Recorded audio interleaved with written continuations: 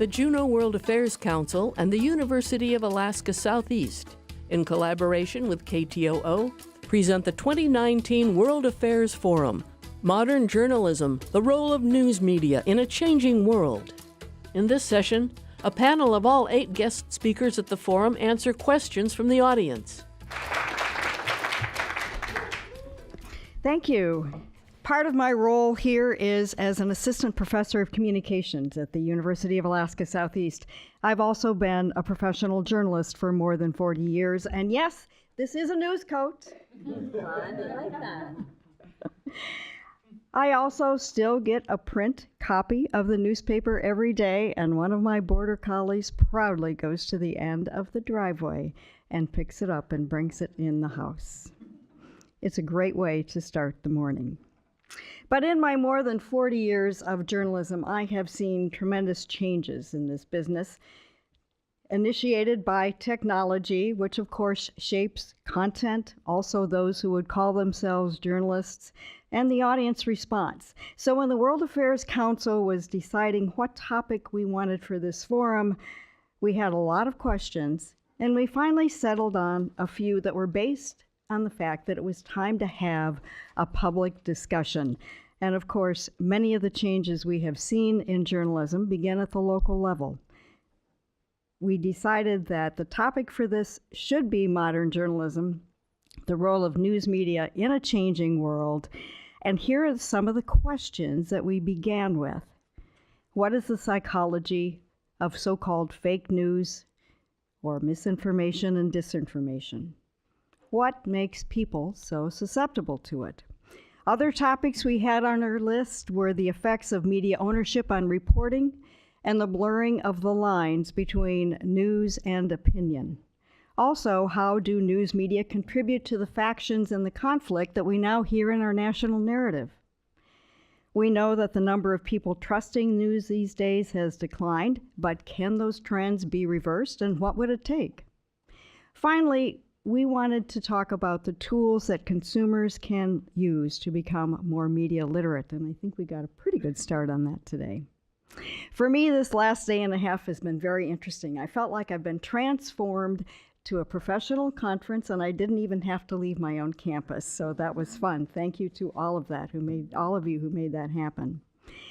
I think it's time now to take stock of the questions that we initially asked and see whether or not we've answered any of them adequately, and of course, how many more do we have? So with that, I've asked my friend Dr. Steve Lacy from Michigan State to facilitate the panel. And by the way, Steve was a professor at Michigan State University College of Communication Arts and Sciences when I was doing my doctorate. I didn't have him in classes, but he became a mentor, and all of us looked to his research and his mentorship at that time. So thank you so much, Steve, for being here.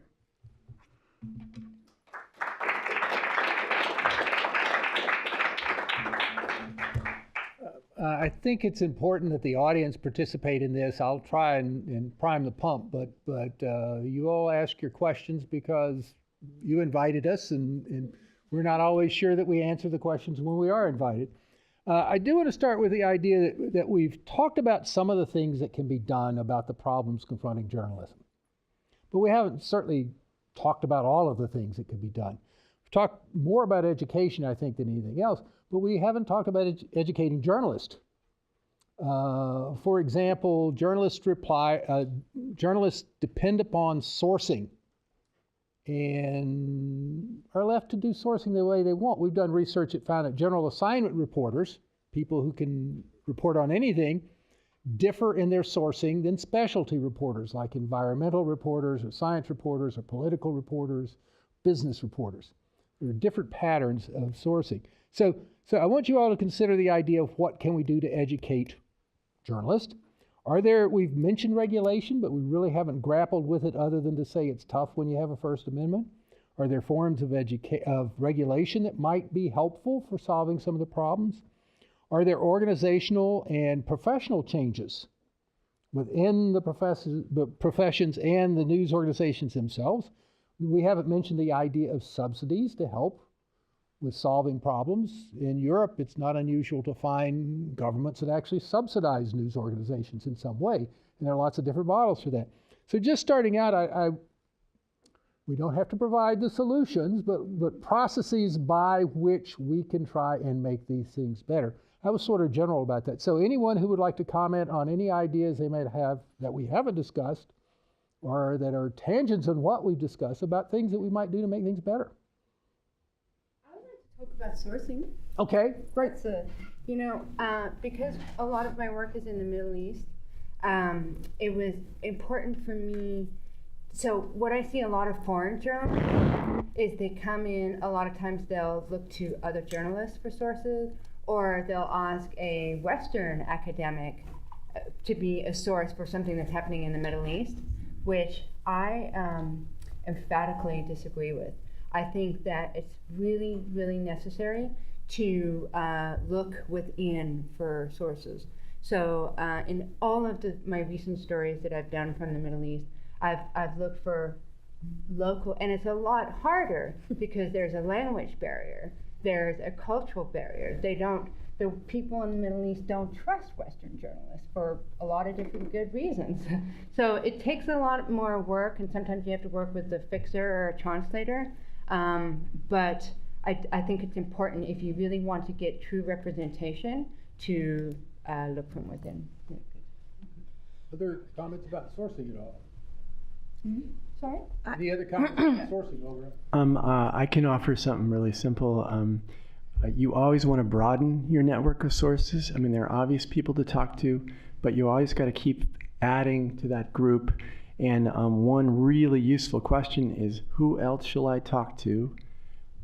But then also, as a Capitol reporter, I tell folks that are going down to cover the Capitol, there's a picture of every single member of the legislature. But at the end of the legislature, you better have talked to every single person at some time or another, because even if they're not in the majority, even if they're on the sidelines, they are listening, they're paying attention, they have perspectives. And every time you kind of walk by them and don't talk to them because you're from Fairbanks or you're from Anchorage and they're from somewhere else, you're kind of signaling that you're not interested in what they have to say. And so broaden the network of sources and you always gain insights. Yeah, go ahead. I don't have any answers. I don't have any solutions, but but I was just thinking about something that happened to me in the last few years. I do a lot of reporting in rural parts of the Arctic, and it seemed to me I was having a lot easier time talking with indigenous people in Russia, in eastern Russia, than I was here at home. And I was in Point Hope, and I found out, and I can't believe I'm the last person to know this, but that scientists and anthropologists who've been through, they were paying people for interviews, and I was shocked by that, but it turns out no, that's a very, very routine, understood, and not. And I thought, well, that's weird, because doesn't that misconstrue, or doesn't that weight their answers, because people would think that they would assume. They would say, well, what do you want me to say? Because you're paying, you know what I mean? Yeah. I mean, as a journalist, I can't imagine paying someone, because that would do that. But it makes it much harder for us to do our job, because then people expect to be paid when, just throwing that out there. Did everyone already know that? Because I sure didn't. Late in my career. Yes, you can, Miss Anthropologist. Good. In your defense. Can you? Yes. Oh, yeah, it is. Okay. So also people in those places consider themselves experts. And so even though they are being paid, they're going to tell you, not always, but they're going to tell you maybe what they know. Mm-hmm. And they have a right to be paid for that.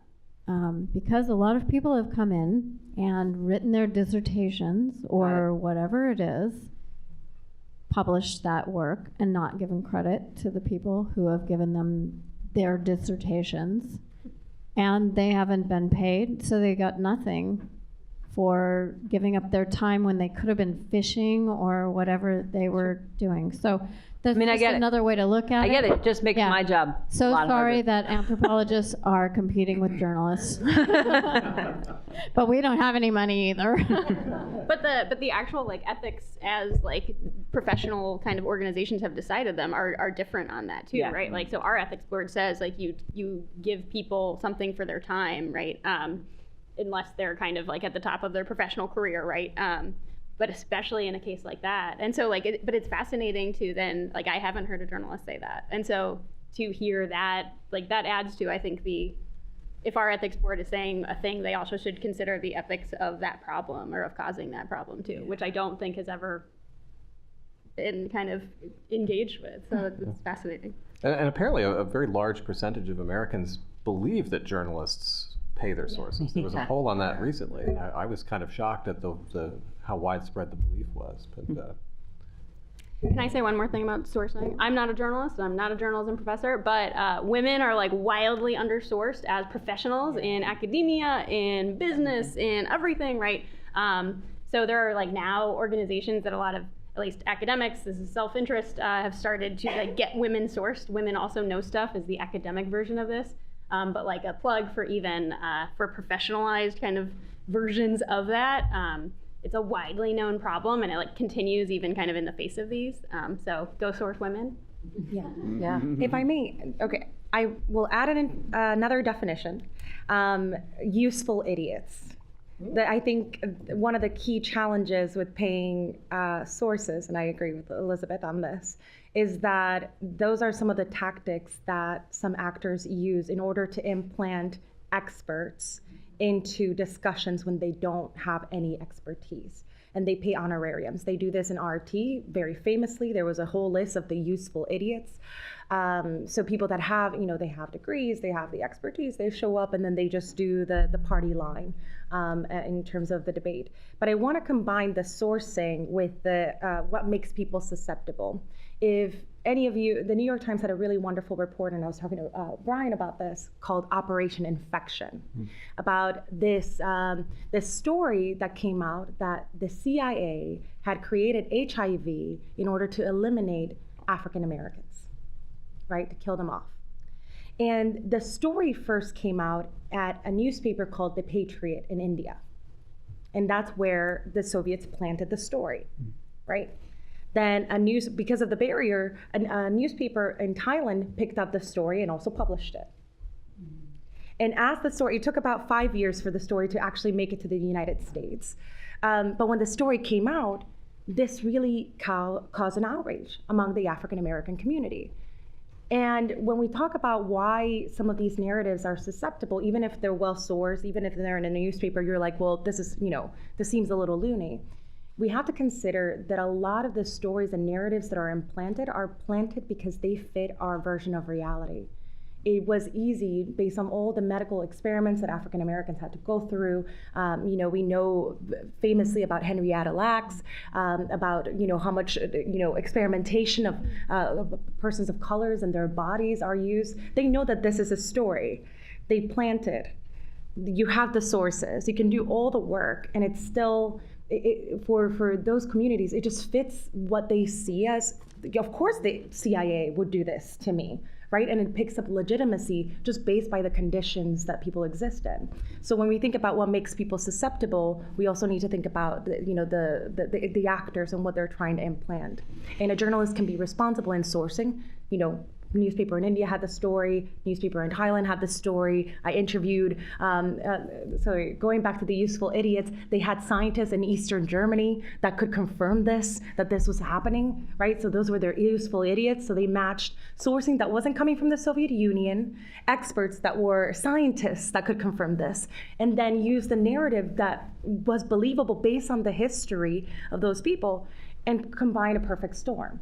So when we think about the psychology and the susceptible nature of these stories, we have to consider all those conditions. I hope I didn't take us into a whole nother trip, but it's important when we think about narratives. I would just add to that. That's a classic case in propaganda, and kind of perpetuated by, it was thought the Stasi, but it was really probably the KGB, and it goes back to the Cold War. And we ran it in a journal that I edited for a while called Politics and Life Sciences. And so it was really old school disinformation, but it's also useful to draw these kind of case studies out, because what we're encountering today isn't all that new. It's just, it's digitized, it's accelerated, it's cybernetic, and it's coming at us a lot faster. This infection series is a 3-part Times video, and it really is eye-opening, and I show it now every semester in pieces, and it really does help students understand how much they can be manipulated. Just to sort of put journalism history in perspective, and different media, we use the word when we think newspapers, but TV has been paying commentators for years and years who come from particular partisan points of view, former retired generals, supposed experts. And I had a friend who went to work for the tabloids, and boy, they pay for stories. All they care about if a person can demonstrate access to the individual, and at that point, if you drove them in a car once, you did anything, they will, pull out the wallet to get you say outrageous things. Yeah. There was, when I first got to Michigan State, there was this arcane thing called the Joint Operating Agreement, Newspaper Preservation Act. And I happened to end up studying in my dissertation. And Detroit went to the Supreme Court to try and decide whether or not this law was so I had my 15 minutes of fame and became a source. And just some quick stories about the fact that economics plays a huge role. So I was the expert at the time. I was invited to testify before Congress, and they paid my way and all that. But I remember getting a call from a radio journalist in Denver, and she kept asking me questions, trying to get me to say what she wanted me to say.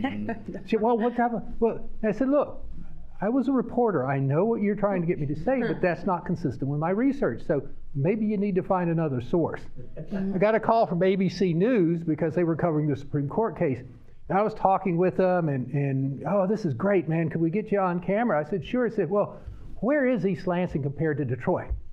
It's about 90 miles away, and there was this long pause. Do you know anybody in Detroit who can talk about this? And so oftentimes sourcing comes down to economics. Yeah. How much money will it take to get that source, and not to whether or not they're unbiased or balanced or good or whatever. And so there's a lot, I think, that can be done to improve journalism by studying the sourcing that's done. And we do that in the academy, but we're not always listened to. Mm-hmm. And try to suggest ways of better sourcing, and so that indeed, when you do balance a story, it does have some balance, and it's not based entirely upon convenience or money. Mm-hmm. Now, we've talked about polarization, and I'm not entirely convinced that polarization is as bad at local levels as it might be at national level. But do you all think there's any role for the local news organizations to try and deal with that polarization? Is there any way, when there's a big conflict in the community, that the institution of journalism can play a role other than reporting on it to try and get some sort of community resolution? Yeah, I've seen a model in the UK, and I think we ought to embrace it more here. It probably happens in a lot of big cities, but I'm out in Lubbock right now, so I don't see it. And newspapers can really take a proactive role in organizing community conversations. So in London, The Guardian sponsors a series of talks, and so do universities, but it brings journalists together, policymakers, academics, informed citizens, and it talks about and talks through some of these issues. So if something is happening, you feel a little more connected to the conversation. And one of the real positive things about the model there is there's always a large component for audience questions and answers. So no matter what the event, people are used to standing up and kind of, hashing it out and in an interactive kind of very civic sense. So it doesn't devolve into kind of harsh argumentation, but it's more light than heat, you might say. So I think newspapers can help with that. Yeah. I also think that there's a very big role for public broadcasting to play. Mm. Yeah. And some local stations do. Yeah, I mean, one of the things that I've noticed, though, is kind of these game shows that public broadcasters and NPR do, and even the big podcasts. So when they hold a community event, it's somehow supposed to be fun and exciting and a lot of whooping and hollering, and that's not. It kind of misses the point. It's like it's more about gratification and entertainment and punchlines than and feeling good about things than actually working through issues. So that'd be one criticism I would have of that. I mean, don't we all remember civic journalism? Uh-huh. I mean, that whole kind of, we went, what happened to it? Well, it's actually still practiced in Jacksonville. Really, I mean, because the guy who runs the paper there used to run the paper in Madison, and he actually has a PhD. And I know because we've got data from Jacksonville, surveys that they did that we've worked on about that. And it's an interesting, because that became, they're trying to control journalism, yada, yada, yada. And really, at its best, all it was trying to connect with the community and figuring out what the problems are. And so in Jacksonville, they would ask what the problems are, and then they would publish these 8-page special editions that specifically address the problem that a lot of people had identified as being an issue. And so it's still sort of out there at a few places, but I think part of the problem is it took on connotations that made it people didn't want to do anything about it. I just think, it was connecting with your community and finding out. It was, but I think the problem was, at least the experimentation phase that I was involved in, it was like more work for journalists. And so it was like, okay, you're going to do a series on healthcare, then you're going to run a forum, with these people over here, and then you're going to Cleveland and you're going to run and I think a lot of news organizations, they kind of got worried. You're saying public broadcasting, and I totally agree. So you do a series on homelessness in Anchorage, and then you have a community forum about it, but the journalists don't need to drive it, own it, because then we're supposed to fix it too. And you know what I mean? It's like, we can identify these problems and we can work through them with the community, but we're not, that's municipal government as well. And I think we own too much of it, and then everyone went, whoa, civic journalism, that's too much. I mean, if you take an issue like police brutality, actually, I want to go back, and I hope that Brian can jump in here, because he showed us that chart where we had, the biases of the different newspapers, right? Where they laid up whether it was more on the right, extreme right, left, extreme left. Because if you think something like police brutality, if it's a more liberal newspaper, you're going to see it in the front page. You're going to see the images of Black bodies being attacked, and it's going to be reported in a certain light. And so if you're more liberal and you adopt to this is the kind of newspaper that you would consume. If you believe that it's more about the Blue Lives Matter, it may be more on or just All Lives Matter. It may not be in the front page, or as I'm not a journalist. I'm just thinking about how I consume information, right? In the very polarizing topics, thinking about Women's March, the ones that were more left-leaning had more reporting on the Women's March, the numbers, the people that showed up. Those that were more conservative kind of shifted it a little bit less prominently in the pages. So I'd be curious to hear from my fellow panelists about, if we talk about polarization and journalism, is there really a role for journalism, or do our newspapers just reflect the priorities of our communities, and that should just be the way that it is? Well, I mean, it is a reciprocal relationship over time. Yeah. And there is a lot of misunderstanding. I was telling, I think, Eric, there was this, in the Vietnam War, there's this urban legend that the public turned against it once Walter Cronkite said on the news that we shouldn't be there. But there was a research study done using public opinion data, and the public had turned against it long before he said that. In effect, I don't know if he had read those numbers, but he may have been reflecting versus leading. But it's a little bit of both. I think overall, the tendency is to reflect more than lead.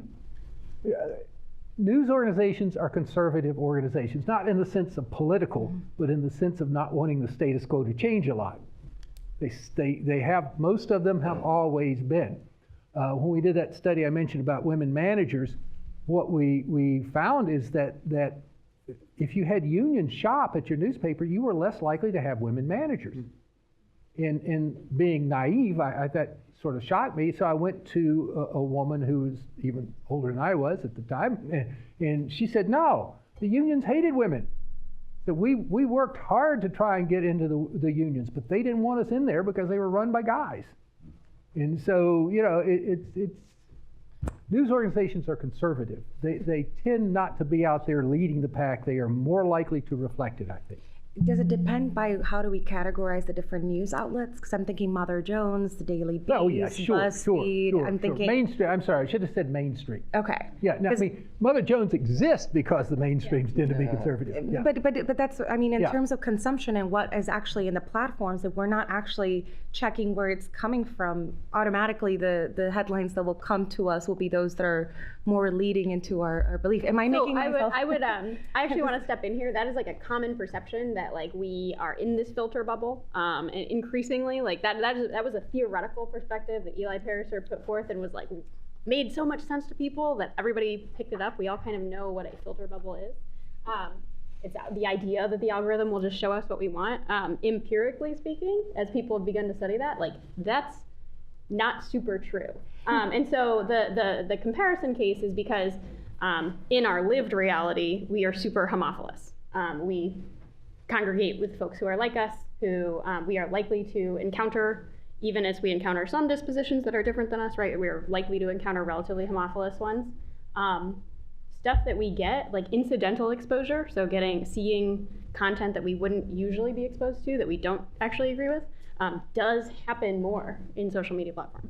So like that's the idea that it doesn't is incorrect. No, we actually do get what we do have filter bubbles because of the people that we follow, because of the news that we consume, and that's what we get most of. That's actually empirically not true. Unless we actually go in, so the Twitter just eliminated the algorithm that would make so that you were in a filter.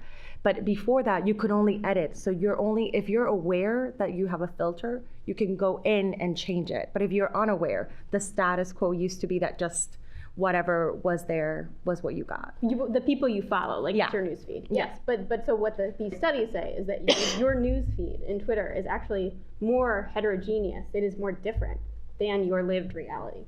Than you seek the information you seek on the TV or in print news. So there actually is more. So this is like a super common, everybody thinks the filter bubble is like dominating and making us see only the stuff that we don't see. That has always been this behavior, right? We've always kind of sought out stuff that we are interested in, and actually it's happening less in digital platforms than in how we consume TV news, how we consume print news too. Oh, I see what you're saying. So my daily life by choice is going to be very limiting because I go skiing, I go to this gym, I go to this, Whole Foods or whatever, but on my Twitter feed, even though I'm following a certain kind of people and they're kind of like me, it's going to still be more. We still tend to get more incidental exposure. Yeah. So like, and especially like, this is a super fascinating and relatively kind of like counterintuitive, right? Yeah. I mean, also think about the way that Twitter feeds actually work too. Like you encounter information even if it is framed in a way that like, I disagree with this, right? You actually are encountering some of this information that actually people weren't even getting exposed to before. Like, get a load of this. Yeah, right. There's some of that. Yeah, right. But especially Facebook. Can I pull this back for a moment to Steve had mentioned earlier bundled content, and bundled content being something that we used to receive through the particular paper or particular news show that we consulted on a routine basis. There was editorial choices on this array of stories today is something that is of interest or value to you or whatever. One of the things the internet has done is it has empowered people to seek out like really specific specialty sites and immerse themselves in that on an ongoing basis, or maybe not even immerse themselves in news sites, but binge watchings like criminal justice TV shows or something like this.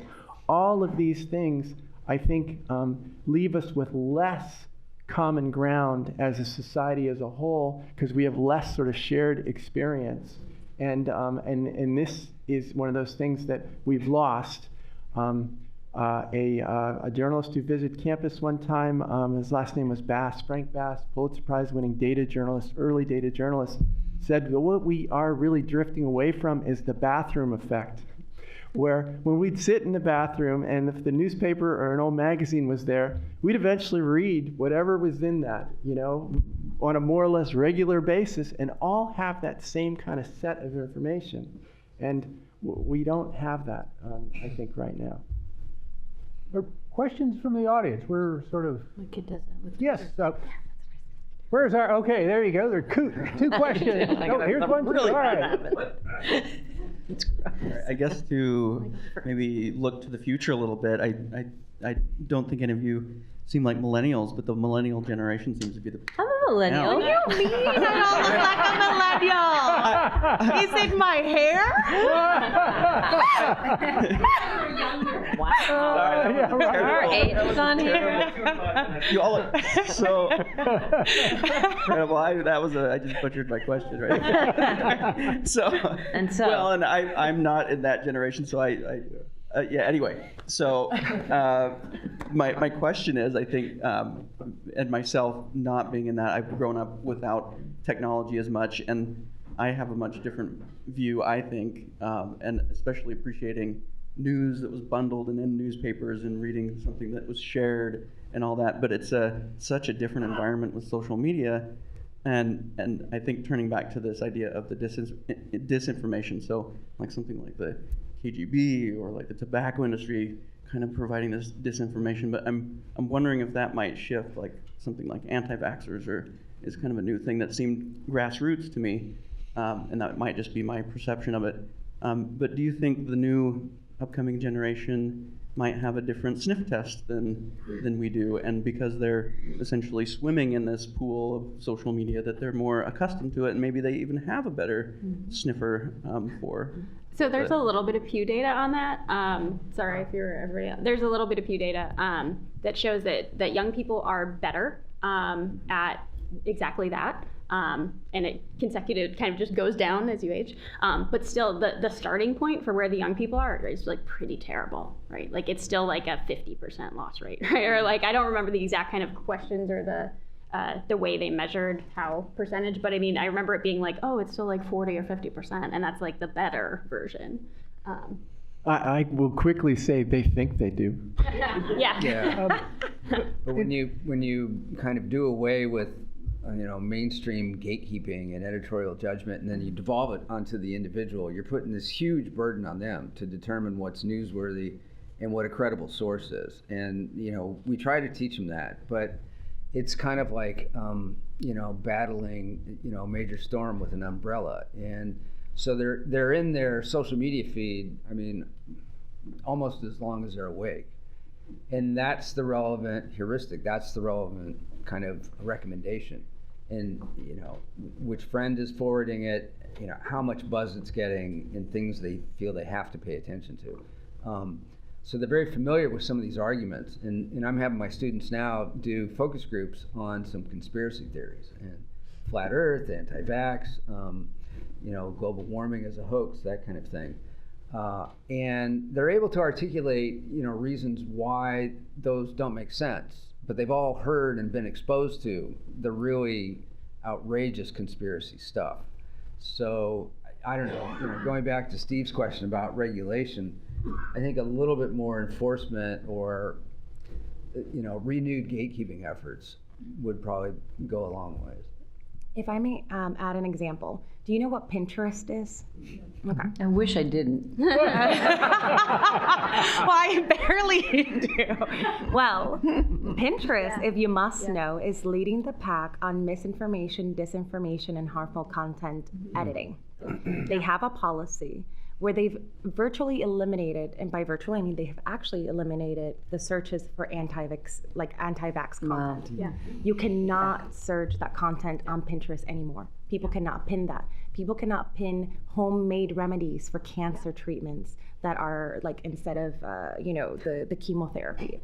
Anything that is harmful to any user's health is removed from the platform. So What I think drove we're them to getting- do it? Huh? What drove them to do it? I mean, so You know, they economic- got their guidance from CDC and WHO. So we've known that this is a problem. The anti-vax content, you see people going out to town halls and fighting against any legislation that forces their kids to be vaccinated. And now you have breakouts of measles everywhere. Yeah. In fact, an Italian politician who is anti-vax just got. Sorry, that's not funny, but it's hilarious. But so I think we are now. I think that platforms and technologies trying to figure out how do they address some of these issues that we know are real, that deal with conspiracy, like the earth is not flat, right? But what do we do? Are we the arbiters of truth? Are the platforms the arbiters of truth? Is it the government? And so I think that what Pinterest did by tying themselves to CDC and WHO is that they've said, given the guidance of the most prominent and most reliable and ethical health organizations, we're just not going to have this content because it's harmful for you. And if you choose to be a part of the platform, then that's a choice that you make when you sign up. So it's democratic. It's reliant on not the guidance of Pinterest and their opinions, but rather of organizations that lead the pack. And I think that we're going to see that trend growing. It's just about what is democratic, like what's still within our values. What is possible in legislation, and then who do we rely on for that information? So I think it will change. To speak to Elizabeth's kind of particular question about the economics of that, no, they lost out there.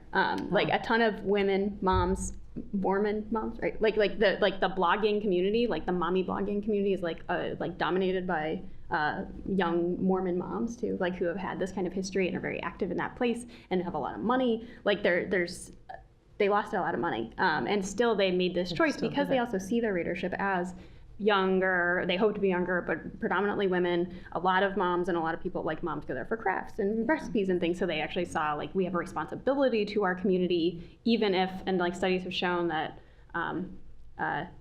anti-vaxxers hold their beliefs and maintain their beliefs, in particular because it's tied to identity as parents, right? And especially as mothers, that's usually kind of it is particularly gendered. So they actually said we have this responsibility even if we will lose out on that revenue. And just guilt. Yeah. But really briefly, the two women that wrote the policy are former Google, former Facebook, that were not happy with the ethics of the platforms. Yeah, the key is former. Yeah. Former. And some of the leading technologists, and I think that's what we are missing, technologists. That's what, for next time, bring them on board.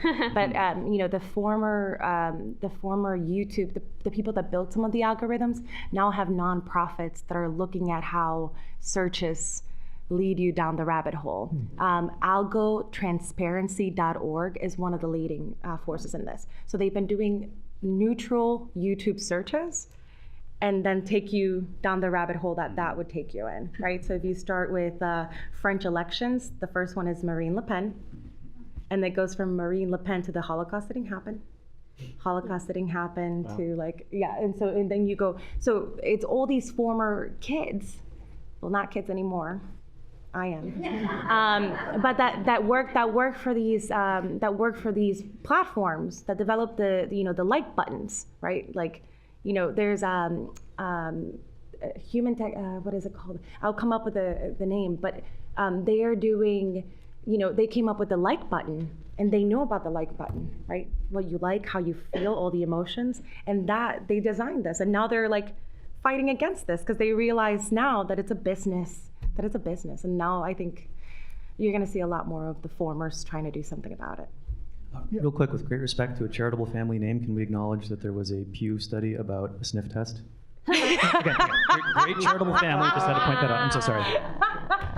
But I think all of us would say, to answer your question, that younger people are way more savvy than older people. Like, my kid was the one who told me about Snopes, how many years ago, right?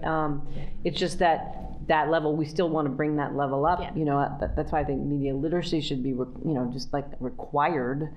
They're savvy about the technology in the platform, but they aren't necessarily wise about the media literacy component. But they are wiser than their older counterparts about it, wouldn't you say? I'm not sure. See, They are. They're, like I mean- the Pew Study says they're like 15% higher or something like that. Okay. Right. Like not So, radically. Yeah.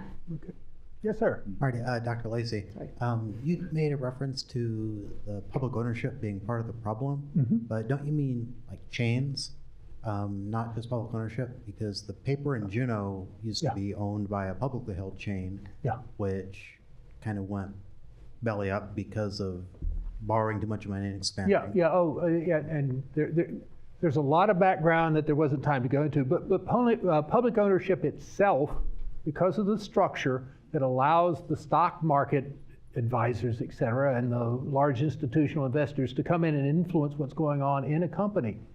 And so if you're a privately held company, they can't do that.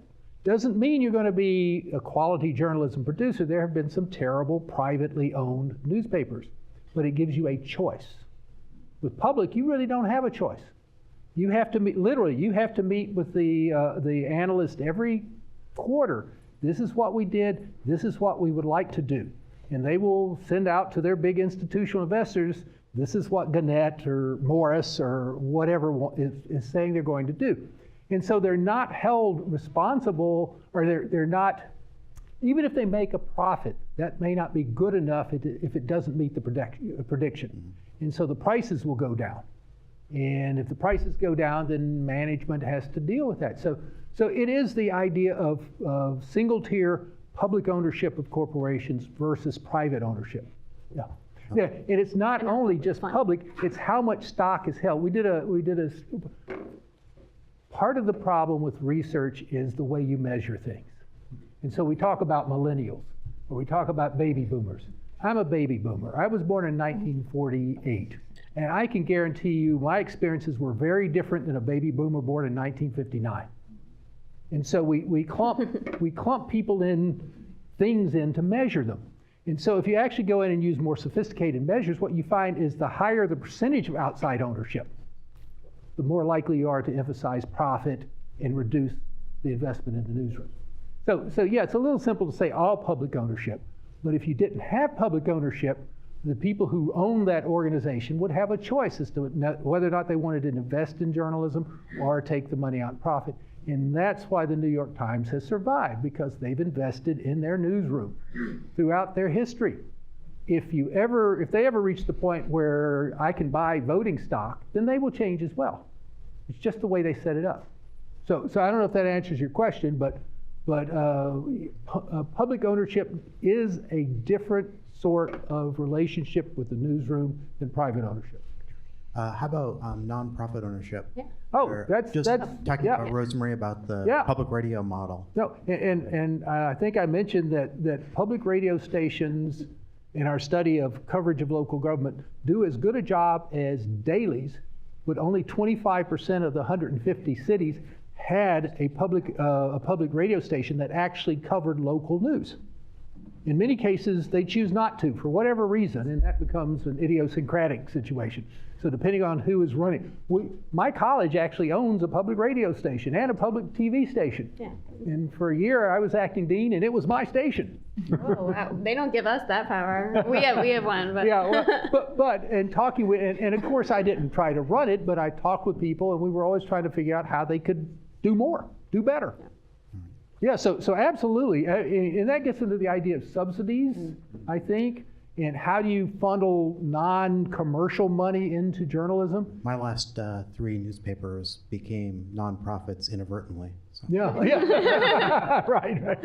Well, that wasn't the goal. There's, just to add on to that, there's a democratic implication of this too, which is if we overly monetize everything, so a lot of prestige papers are going towards firm paywalls now, you also hide the best information. So we talk about conspiracy and really bad things kind of circulating in the public sphere. Well, how do you validate, how do you debunk that, even yourself, doing a search? And if you get to a newspaper site, but the key article is 3 days old and you can't get to it because the paywall will only present something 24 hours, then you can't even get access to good information unless you pay for it. And then how many how many newspapers or publications can you subscribe to given a limited budget? So, there also needs to be more flexible kind of bundling models where you can get archival information. And for me, one of the most important aspects of subscribing is the search function. And then I can get anything I want, or I remember something vague and I can pinpoint it. One of the things that has really differentiated the digital native generation is they grew up with information essentially free. Yeah. And there are a lot of agonizing within the industry about what the repercussions of that still are. Streaming kind of points to a new direction in terms of people subscribing for like a whole set of content and getting used to doing that. So, I mean, these things just keep changing. Well, but a lot of the assumptions about what people will and won't do are not founded. I remember when, people aren't going to pay for cable. We get it free. Yeah. And yet, HBO, people aren't going to pay for streaming. That's not going to work. Yes, it does. People will pay for things that they value. Yeah. So the issue becomes, number one, they have to be trained that this is not a choice. And that is a problem, but if you don't pay them, they don't pay reporters and you don't get any journalism. And so the real issue with journalism now is figuring out how to get enough money to support that quality journalism. And that's where the industry really let down. So a question back to you, what about the donation model, like the Guardian kind of having almost a membership model? They also have, right, but think about they have their like dividends basically, right? They have like their whole, I don't know what's the right word for, like a university has all the money. They've been bleeding right? through their endowment is like actually what really. They've been bleeding their endowment just down to the ground. I mean, they are in a desperate death cycle there. Well, you have to try and have, I subscribe to an online magazine called The Bridge in Michigan. And it's a nonprofit. It was founded when a guy sold his weekly newspapers to Gannett and then put it into a foundation. But I give them $10 a month because they do great work. That, and I know a lot of them, but I don't know how many people do that. But they have the endowment, they have donations, and there may be other ways. So you really have to become very creative as to how you're. The New York Times now, they put together cruises. My wife went on a crossword puzzle. Yeah, they are. I know. I look at that. Wow. But my wife, who's a crossword puzzle worker, went on a cruise on the Queen Mary, and she spent a week with the people who put together crossword puzzles for the New York Times, and she had a great time. Oh goodness. So that's a creative way of generating expertise. Yeah. But Eric, were you saying sort of like a Hulu, so you could bundle like, the Times, the Journal, the Post, whatever I, subscribe to all of them. Right, like a menu option. So if you want, a certain percentage or a certain kind of custom bundle of publications and or broadcasters, you could specify it. There's been 4 or 5 attempts to do that with magazines. Yeah, and I subscribe to one of those. Yeah. The bundle for the, what is it? Text? I can't remember. Yeah. But you can pay a monthly fee and then you have access to all the magazines and you have them in your tablet. It's great. I will say that the one thing about paying for news is that we risk, we have to think about the populations that cannot afford even the $5 a month for newspapers that are most susceptible. I'm not saying this by education, but most susceptible because of the limited amount of news that they have access to. Well, so when thinking about the Knight Foundation and things that they could do, perhaps paying for subscriptions to those that can prove that they don't meet the financial requirements may be a model to think about. Or if I get a subscription, can I pay for someone that can prove that they don't meet it, or a younger student under 18s get it, thinking through those that don't have access to good information. Yeah. But what about accessibility of libraries too? Like there you go. Pretty good, yeah. In here? Yeah. Oh, sorry. Well, sorry. I don't even know where my library is. I will be better. I will be better. Oh, you millennial, you. You see, I told you. I work at the New York Library. So my question is about people that are like fact resistant. We talked a lot about developing media literacy from a young age for young people. We talked about how certain people, facts are tied up with their identity, and some of the people that I engage with. Sometimes it's tied up with their political identity. Yeah, that's it. You know, is there anything out there, anything successful, either on the mass media scale or just on a one-on-one personal level, that helps resolve that? How do you get back to resistant people to come around? How do you also not ruin Thanksgiving dinner? I mean, like the empirical data about changing someone's mind about a politically motivated, I guess we'll say, factual inaccuracy when they already hold the belief is not good. Yeah. Like the empirical findings, like there have not been great ways to do that. The stuff that is less tied to identity, there's been more movement on, but like most of the political stuff is in fact tied to identity. And like it is not an uplifting tale so far. And people have like tried to kind of, like I showed that one picture of like how the Facebook interface can look different. Like people have tried kind of a variety of ways of doing that. Some work slightly better than others, but the like identity thing is the sticking point both for like the science stuff and the political stuff. And it's deeply depressing. So I also had a similar question, and as I started to realize that news knowledge serves this inoculation function against some of this stuff, I started to, kind of think through, well, where do you pick that up, and when would be an ideal time to pick it up? And I think in your pre-political, kind of, vax conspiracy mode, you have to get kids before they have that identity. When information when people have fully developed schemas in this firm identity, the best policy is just don't get into those topics. But in terms of changing or opening up possibilities for the next generation to not be as closed-minded, I think pre-identity, where information is just kind of neutral and you're not invested in it yet. Look, we can educate the young people, but the world may be burned down by the time that we get to that. Like we can talk about media literacy, which it makes me cringe because I don't like media literacy. You need to unpack that. What does that mean? What is media literacy? Is it that we're showing kids articles and like having them source it? I think critical thinking is a better way to go instead of media literacy, which is still abstract to me. Well, I think media literacy has been overly complicated. So that's why it's overly complicated. I devolve it down to news. And it's also like, but I'm thinking about, none of you, I'm not going to overgeneralize. But like, you're not in school except for the young journalists here, right? So like, where are you gonna get your media literacy and your critical thinking when you are also being, drowned with all of this information? I will say that I think that there's for those that are, it's not about telling somebody this is the truth because we are past that. It is rather interesting to see, like the Atlantic Council has a digital forensic research lab. The UK has Bellingcat. These are two investigative units that use open source information, so no paywalls, just whatever is available online, to try to track the truth about the biggest challenges that we face. For example, the Skripal poisoning in the UK, right? So this former spy that got switched over to the UK as part of an exchange gets poisoned, right? And they cannot find information about what happened. Russia spun about 27 different narratives. It was the mother-in-law that poisoned him, not Russia. It was the sister that brought some grains from Russia and they were poisoned.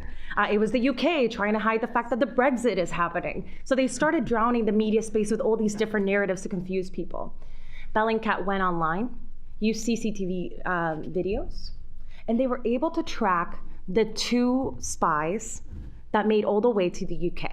They didn't say like, this is what we believe. They showed everyone how they arrived at their conclusion. Showed videos, then they were able to use the pictures and then track it with the GRU documents, so they were able to prove that they were actually spies, not tourists in Salisbury.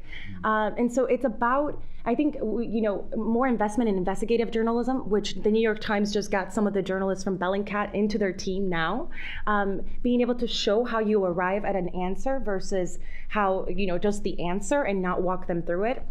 it's like a hard math problem. It's like showing your work instead of saying like 2 + 2 is 4, right? It's like, how did you arrive there? And I think that there are organizations in civil society that are doing that.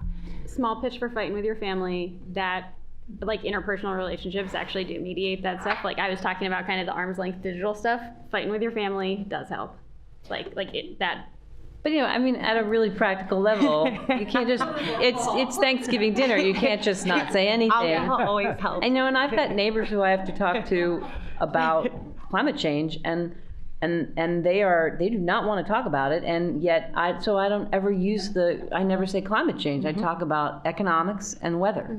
And we have great conversations. Like it's a kid, you redirect, right? You find another avenue. Yeah. But that interpersonal bond can help a lot more. Yeah. We're going to run long. I apologize, but it's worth it. We've got 1, 2, 3, and then we're going to have to call it. Okay. Thank you.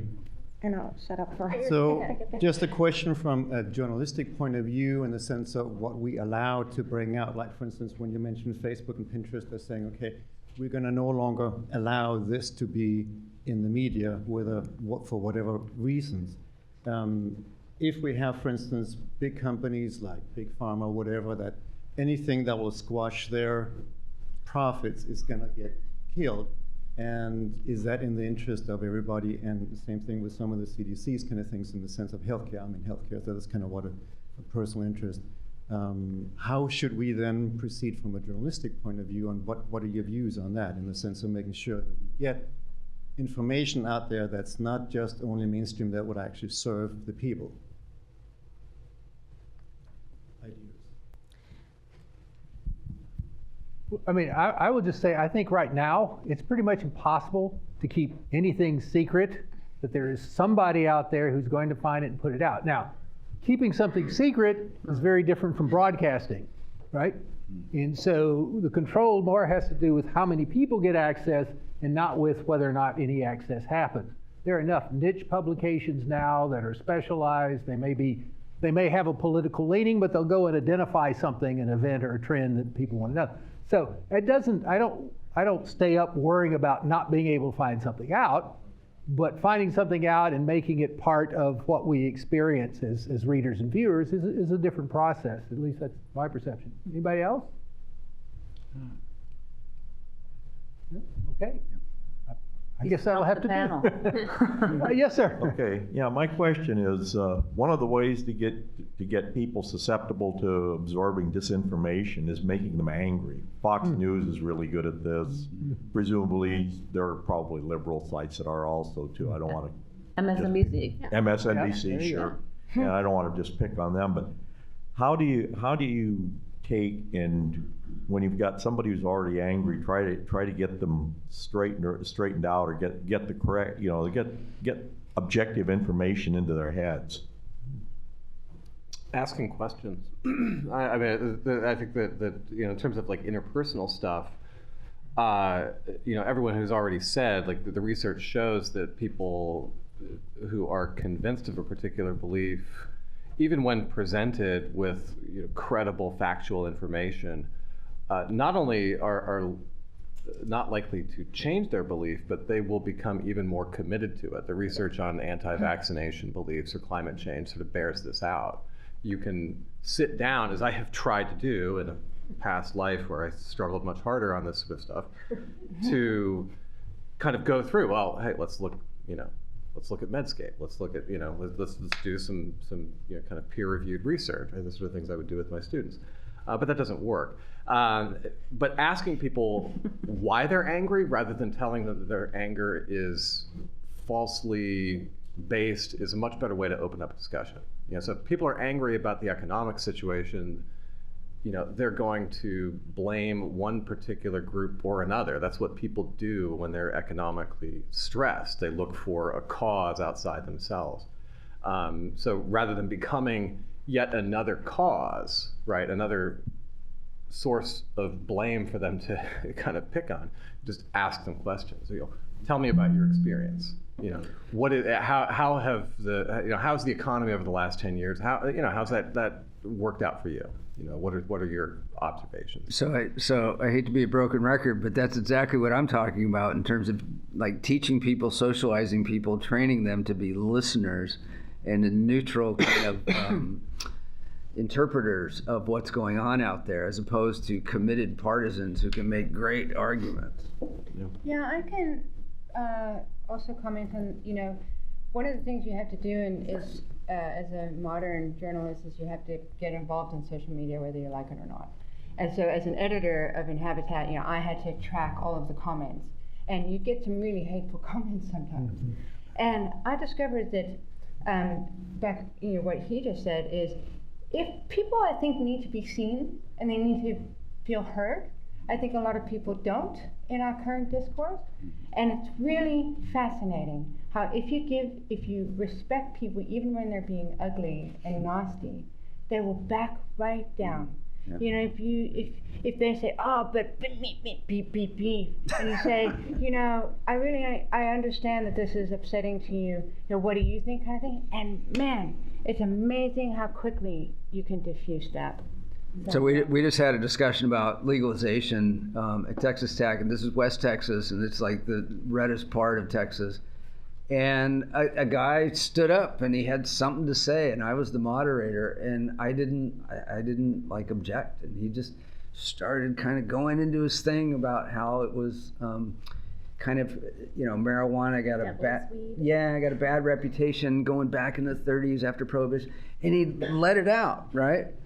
And the audience applauded the performance, and after that the guy completely calmed down, and the next question was about something to do with the medical use in his kid, and it was like afterwards, that did it, that solved it. But beware of allowing those opinions that are false to be the only opinion that exists in an environment just because we want them to vent. Because by not countering, we're reaffirming, and we're basically saying that that's true.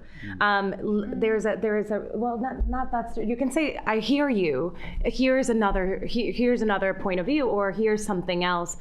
And there's a researcher, her name is Letitia Bode at Georgetown University, who has been, exploring what to do about the comment section, and then exploring, when somebody shares something online that is false, the best way to counter it, even though you don't want to get in the argument, is just to make a comment and say, oh, thank you for sharing this.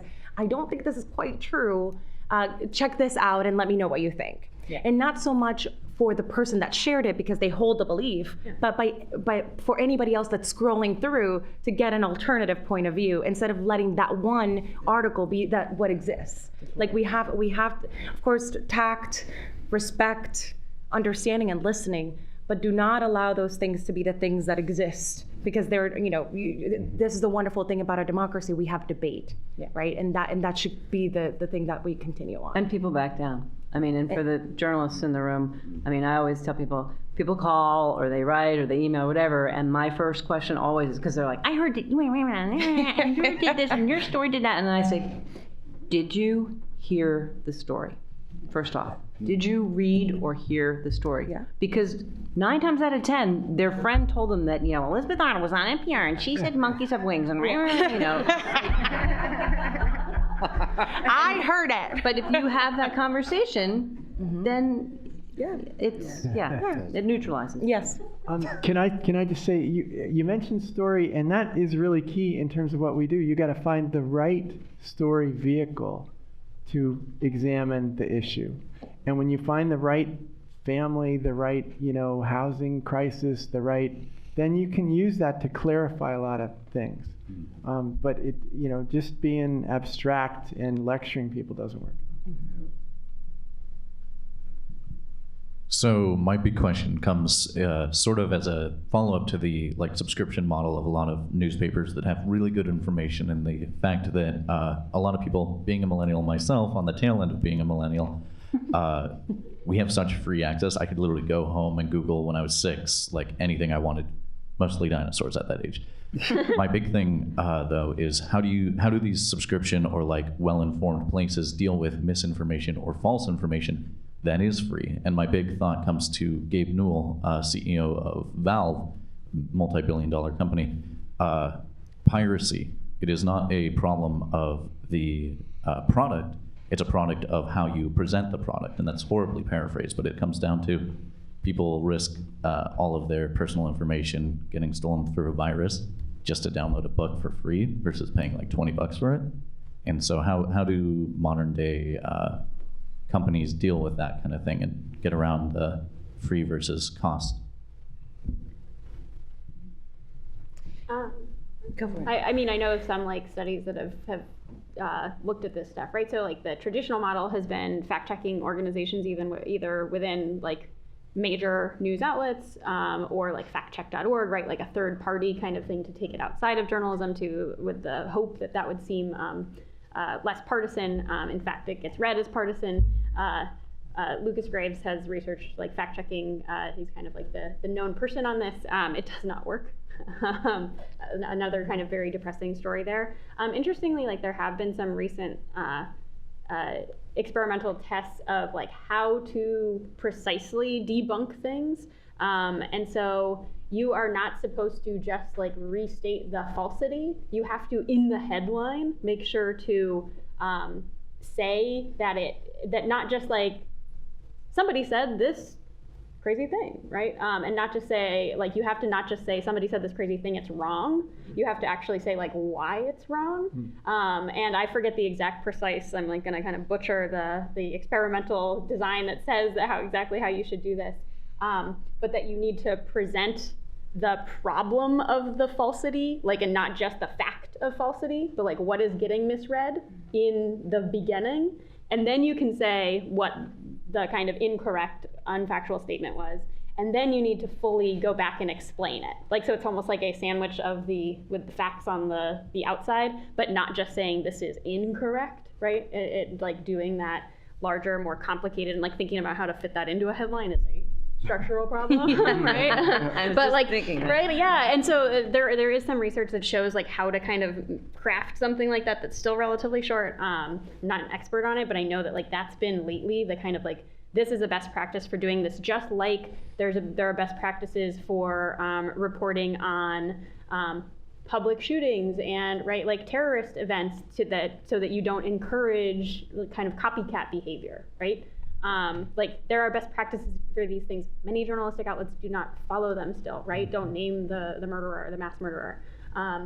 Journalistic outlets don't always follow that because people want to know and they'll click on it, right? And so we're beginning to figure these things out.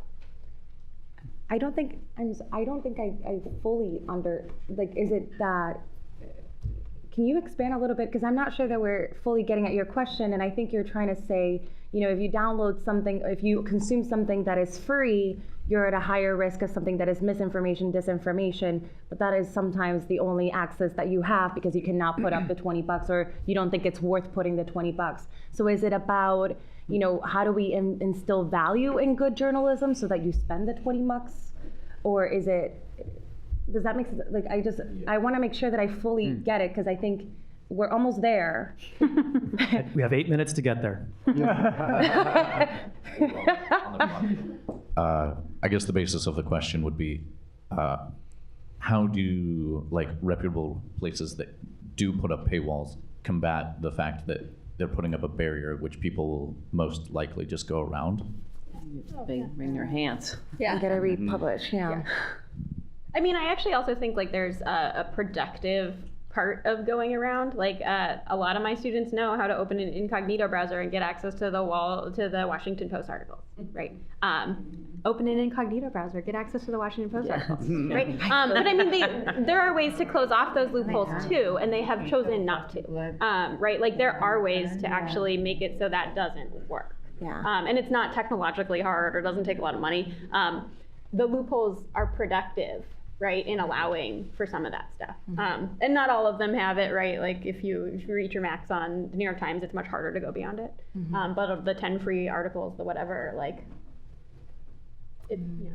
I like the idea of people fighting their way through to get good information. Oh yeah. I think the issue there is making them aware that there is sources that are better than others, and the most important thing is to keep broadening your set of sources and not just rely upon one particular fringe site, you know, or even one particular mainstream site, you know. Well, thank the panel. The moderator's getting hungry. So thank you all. It's been a delight to listen to you today and yesterday. So thank you so much. Recorded on March 30th, 2019 at UAS in Juneau as part of the 2019 Juneau World Affairs Forum. Modern Journalism, the Role of News Media in a Changing World, produced by KTOO and the Juneau World Affairs Council in partnership with the University of Alaska Southeast. With support from AEL&P, Coeur Alaska Kensington Mine, DreamHost.com, Haight & Associates, Sea Alaska, and Wastman & Associates.